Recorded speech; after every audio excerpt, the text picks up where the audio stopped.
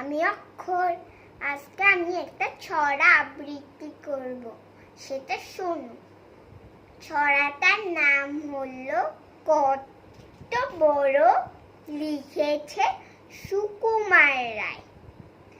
ছোট্ট সে এক রতি, ইঁদুরের ছানা, ফোটে নাই চোখ তার, একেবারে কানা।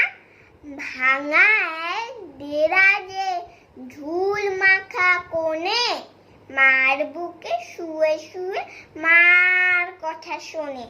যেই তার চোখ ফোটে সেই দেখেছে দেরাজের ভারী কাঠ চারিদিকেছে। চেয়ে বলে মেলিটার গোল গোল আখি, ওরে বাবা পৃথিবীতে এত বড় নাকি। ধন্যবাদ।